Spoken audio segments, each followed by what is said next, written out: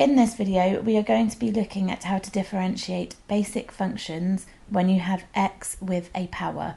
If you are looking for examples on how to differentiate other functions such as sine, cos, ln, e, then you need to click on my next video. If you're looking at how to differentiate more complicated functions such as using the product rule or quotient rule, then you need to find my other videos on that. This video is basic introduction to differentiation using the standard results table. If you're looking for how to do it from first principles using limits, then there is another video on that. So hopefully you've watched my previous video or you already know a little bit about differentiation.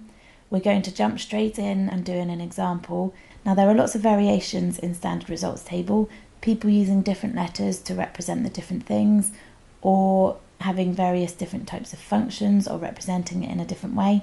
This is a basic standard results table and we are going to be looking at just the second row for now. We will also be looking at the top row as that is really just an extension of the second row, a specific case, but we will talk more about that when we get to an example of that. Now there's some important notation in the column headers. I've got here y equals f of x.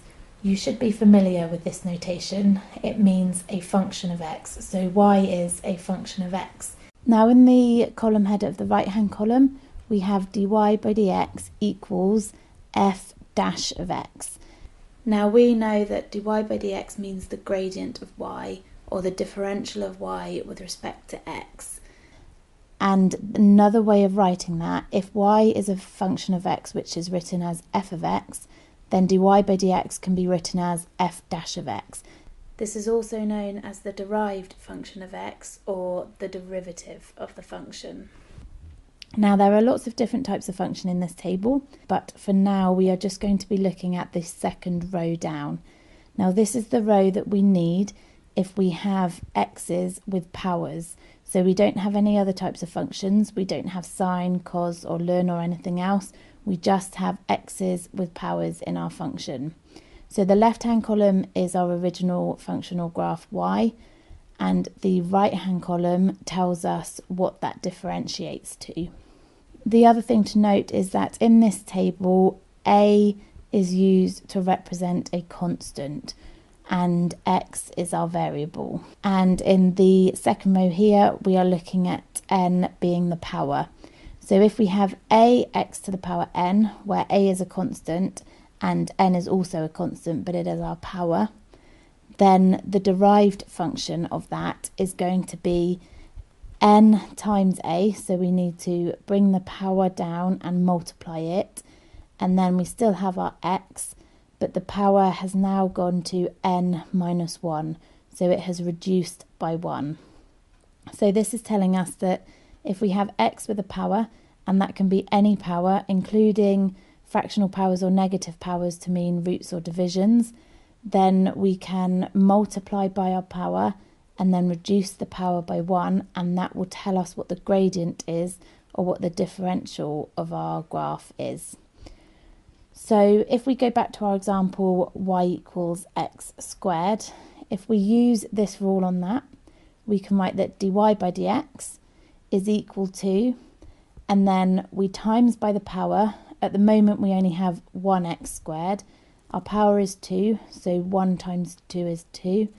We still have the x, and then we reduce our power by 1, so our power goes from 2, take away 1 is 1. So we have 2x to the power 1, which we can just write as 2x.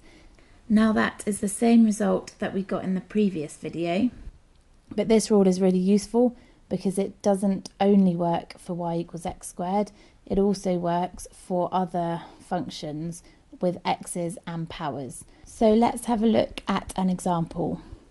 So here we are asked to differentiate y equals 4x cubed minus 3x squared plus 4x plus 1. Now we will be looking in the second row of our table again because everything in that function is just x's with powers. We don't have any sines or coses or lns or e's, we just have x's with powers. Now this looks more complicated because we have lots of different terms. However, when you are differentiating, you can differentiate each term separately, and your answer will be the sum of all your differentials. Now, if you had two different functions multiplied together, you can't just do them individually and multiply the answer. For that, you need to use the product rule, it's called, and that will be covered in another video. So let's have a look at how to do this one. So we've got y equals, and it is a function of x. So we are going to be finding the gradient or differential, which we call dy by dx, because it's y in terms of x. So we do it term by term. So let's look at the first term first. And we follow our rule of multiply by the power and then reduce the power by 1. So in this first term, our power is 3. We already have a 4, so 4 times 3 is 12. We still have our x, and then if we take 1 off the power, it was 3, so it becomes 2. So our first term is 12x squared. We then have minus, and we can then look at our next term. So this time our power is 2. So we do 3 times 2, which is 6. We still have the x, and we reduce the power by 1. This time 2 take away 1 is 1, so we have 6x to the power 1. For the next term, we need to consider the invisible power, which is an invisible 1, 4x to the power 1. So we do the same thing, multiply the power, so 4 times 1 is 4, and then we have x, and if we reduce the power by 1, we have a power of 0. So we end up with 4x to the power 0. This last term on the end then is just plus 1. Now, there are a couple of different ways of thinking about this. You can consider 1 to be 1 multiplied by x 0 times. So we can write that as 1x to the power 0. Now if we do the same thing and multiply by our power, this time we have a power of 0, so multiply by 0 and you end up with 0. So we can now do some simplifying.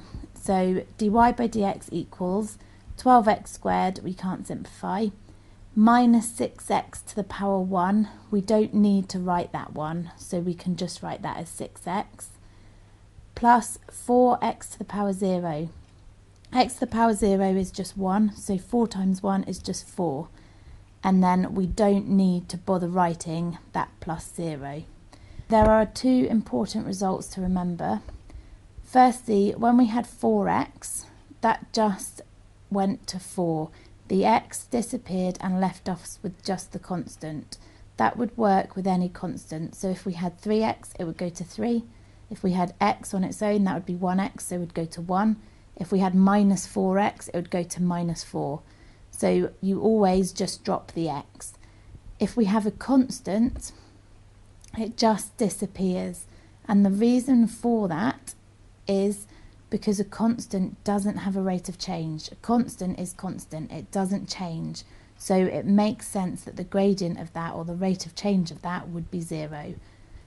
So a constant just disappears. This result can also be seen in the top row of the table, which is telling us that if we have a, which we've said is a constant, so if we have any constant, then that differentiates to 0. Okay, let's have a look at another example and see if you understand what's going on. So this time, it looks a bit more difficult. We have y equals 3 over x plus the square root of x plus 4 over 5 times the cubed root of x squared. Now it's important to realise here that you can't differentiate when x is in the denominator unless you use another rule called the quotient rule. However, we don't need to use the quotient rule here because we can write it using a negative power if it's a single x term in the denominator. The other issue in this equation is the root signs. But again, we can use our index laws to write the root as a fractional power. So if we have a quick recap of the index laws, if we have 1 divided by x, that can be written as x to the power minus 1. And we can do that with any term when x is in the denominator. So if, for example, we had 3 over x squared, that's the same as 3x to the minus 2. You make the power negative and bring it up.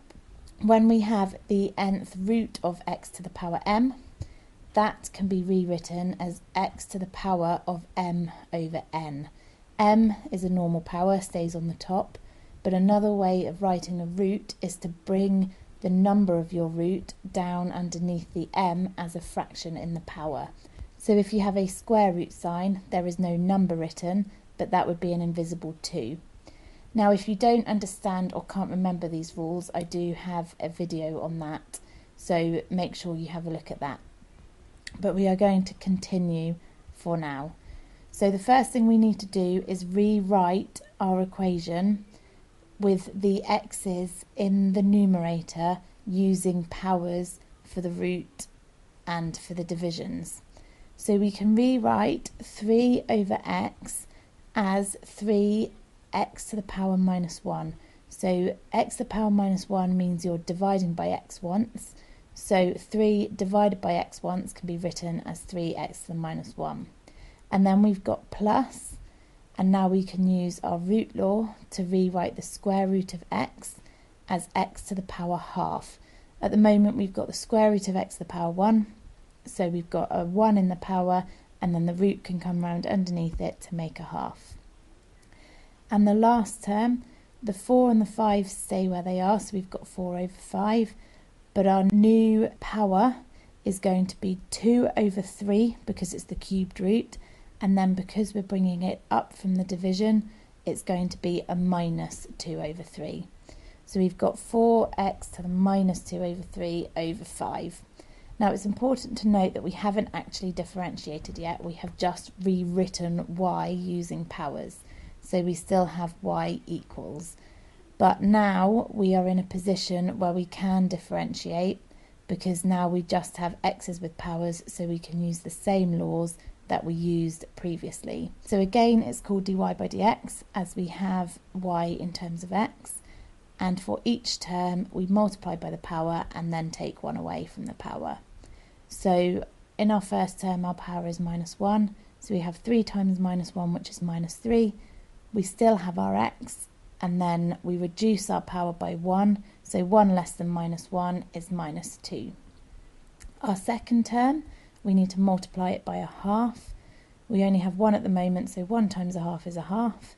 We still have the x, and now 1 less than a half is minus a half. We need to take 2 halves away to take a whole 1 away, so 1 half take away 2 halves is minus 1 half. Our last term, we already have a fraction and we are multiplying by another fraction. So we can multiply the 4/5 times 2/3 by multiplying the top two numbers, and that will go on the top as 8, and multiplying the bottom two numbers, and they go on the bottom as 15. Now don't put a fraction on top of a fraction. The top of the fractions are multiplies, the bottom of the fractions are divides, so group the multiplies together on the top row and the divides together on the bottom row. The mistake people make here is they put a fraction on top of another fraction, and then it gets horribly complicated. So we end up with 8 over 15x, and to get our new power we take away 1, which in this case is going to be 3/3. So minus 2 take away 3 is minus 5, so we have minus 5/3.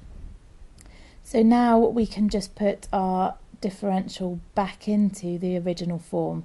So we can put the relevant x's back in the denominators, and we can turn them into roots where necessary. So the first term is minus 3x to the minus 2, which means minus 3 divided by x to the power 2, so we can write it as minus 3 over x squared.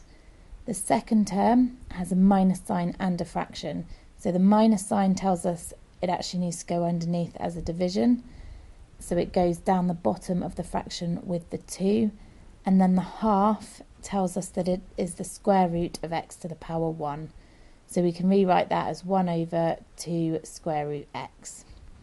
The third term, again we've moved the x term down because of the minus sign, so we've put it down the bottom with the 15, and we then have the cubed root of x to the power 5.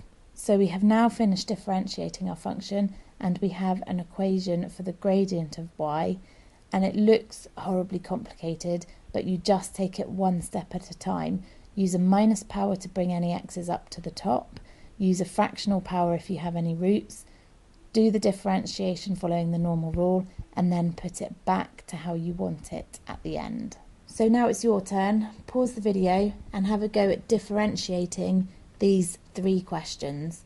Remember that you cannot differentiate when x is in the denominator or when you have a root. So you need to use your indices laws first for question 2 and 3 before you can differentiate. So pause the video and I will give you the answers in a second. So for the first question, it is just standard differentiation. We don't need to change anything in our original equation because it's all written as x's with powers, and we can straight away use our law for differentiating x with a power. So because it's y in terms of x, again we call it dy by dx, and our first term becomes 12 because of the 4 times 3 x, and then our power is 1 less than our original power, so 3 minus 1 is 2, so 12x squared. Our second term, we multiply by the power, which is 2, so we have 3 times 2, which is 6x, and then our new power will be 1 less than 2, which is 1, and we don't need to bother writing it, so it's just 6x. Our third term, minus x, is minus 1x. So if you can remember from before, we can just drop the x and we end up with minus 1. If you want to put the invisible power of 1 in there and do 1 times 1, you'd get 1, and then you'd have x to the power as 0, which is 1, so you don't need to write it. And then the 2 doesn't have any rate of change, so it just disappears. So the answer to our first one is dy by dx equals 12x squared plus 6x minus 1. So for question 2, this time we do need to use some power laws to rewrite it before we begin. And remember, when you rewrite it, you call it y, and when you differentiate it, you call it dy by dx. It's important to make sure that you are using the correct notation because it will make your life a lot easier when you get onto more difficult differentiation. So 1 over x can be written as 1 x to the power minus 1, and we don't need to bother writing the 1 in the front. The square root of x can be written as x to the power half because it's the square root is 2 and we originally have x to the power 1, so it becomes x to the power 1 over 2. We then have 4 cubed root of x over 3. We can either write that as 4 thirds x to the power third for the cube root, or you could write it as 4x to the power third all over 3. Both of those things are the same. It is personal preference which one you find easiest to understand. And then on the end we have minus 2 thirds x to the minus a third because we've had to bring it up to the top, so it's now negative, and it's the cubed root, so our original power of 1 goes over 3. So now we can do the differentiation. In the first term we are multiplying by minus 1, so we end up with minus 1x or minus x, and our new power is 1 less than minus 1, which is minus 2.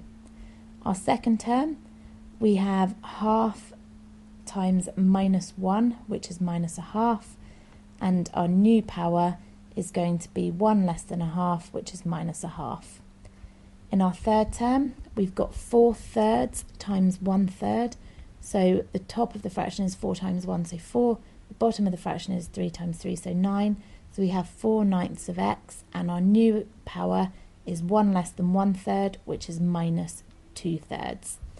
And finally, we have minus 2 thirds times minus 1 third, so plus 2 ninths x, and our new power is 1 less than minus a third, which is minus 4 thirds. So all that's left to do now is write any negative powers back in the denominator and any fractional powers back as a root. So the first term becomes 1 over x squared. The second term, because of the minus power, it goes down the bottom with the 2, and because of the fractional power, it means the square root of. So we have 1 over 2 lots of the square root of x. In the third term, again, the negative power means it goes down the bottom with the 9, and because of the fractional power, the 3 is actually a root, so it becomes 4 over 9 times the cubed root of x squared. And finally, the fourth term, the minus power again means it goes down the bottom with the 9, and this time it's the cubed root of x to the power 4. So 2 over 9 cubed root x to the power 4. So question 3 is a little bit different because we have s's and t's instead of x and y, but we can do exactly the same thing. We would just end up with ds over dt instead of dy by dx. If you think about it in terms of a graph, your s would go on the y-axis and your t would go on the x-axis, and because gradient is rise over run, it's the s over the t. Or just a quick way to remember is if your function is s, you are differentiating the function s with respect to t, so it's ds over dt. So this one we need to write out first using our powers by bringing the t's up with a minus power and writing the roots as a fraction. So the first term becomes half of t to the minus 1, and again you could write that as t to the minus 1 over 2 if you prefer. The second term, because it's the cubed root, the power will become a third, so it's minus 4t to the power third. And the third term, again we bring the t up using a minus sign, and the cubed root becomes a power third, so we have 2/3 of t to the power minus a third. So that is still s, and now we need to differentiate, so now we call it ds by dt, and we do the same thing, so multiply by the power, so half times minus 1 is minus a half, t, and our new power is 1 less than it was before, so 1 less than minus 1 is minus 2. For the second term, we've got minus 4 times a third, so we end up with minus 4/3, and our power is 1 less than it was before, so it goes to minus 2/3. Our final term, we've got minus 2/3 times minus a third, so it becomes a plus, and it will be 2 over 9, 2 times 1 on the top and 3 times 3 on the bottom. Our new power is 1 less than minus a third, and that goes to minus 4/3. So all that's left to do is rewrite it using fractions and roots. So the first term, the negative power tells us it needs to go down the bottom with the 2, so it becomes minus 1 over 2t squared. Our second term, it's negative, so it goes down the bottom, and is a fraction, so we actually have the cubed root of t squared, so we end up with minus 4 over 3 lots of the cubed root of t squared. And finally, the last term, again the minus sign tells us to put it at the bottom, and we've got the cubed root of t to the power 4 this time, so 2 over 9 lots of the cubed root of t to the power 4. So now we've done all 3 questions. Hopefully you got them all right. If you didn't, have another look back through and see if you understand it. If you need to, go and look at the lesson on index laws, because that is where most people go wrong. The differentiation itself is easy, it's the index laws where people make the mistakes.